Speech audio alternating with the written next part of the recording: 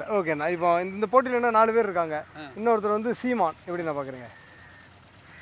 சீமான் இது வரைக்கும் துணிச்சலாக தனித்து தான் நின்று வெற்றி காணணும்னு நினைக்கிறார். அவர் போராட்டம் என்னைக்காச்சும் ஒரு நாள் வெற்றிக்கு வாய்ப்பு இருக்குது. அவருக்கு வாய்ப்பு இருக்குது. எடப்பாடி வந்து வாய்ப்பு கம்மி. என்ன காரணம்ண்ணா? ஒவ்வொரு ஏரியாவில் தான் அவருக்கு ஒரு இதாக இருக்குது.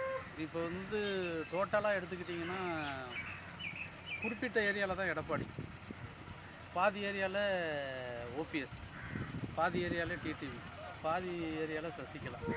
இவங்கெல்லாம் ஒன்றும் சேர்ந்தாங்கன்னா கொஞ்சம் பலமாக, கொஞ்சம் பலம் இல்லை, யானை பலம்.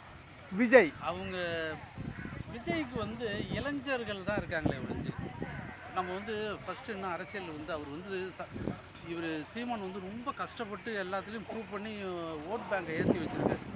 இவர் விஜய் வராரு, வந்து அவர் நின்று எல்லாம் இது பண்ணணும். ஒரு எப்படின்னா ஸ்டடி பண்ணி காமிக்கணும் எத்தனை % ஓட்டு இருக்குன்ட்டு. எல்லாரும் ஓட்டு போட்டுருவாங்கன்னு சொல்ல முடியாதுல்ல, போட மாட்டாங்கன்னு சொல்ல முடியாது. வந்தால் தான் தெரியும். ஏன்னா அஜித் ரசிகருக்கும் விஜயை பிடிக்கும், விக்ரம் ரசிகருக்கும் விஜயை பிடிக்கும். விஜய்ங்கிறது வந்து எல்லாரும் ஒட்டுமொத்த ரசிகர்.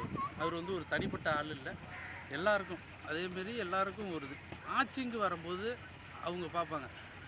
இவங்கெல்லாம் சின்ன வயசுலேருந்து கஷ்டப்பட்டு கொடா மிஸ்ஸா எல்லாத்தையும் பார்த்தவங்க. இவங்க இப்போ தான் வராங்க, வரட்டும்.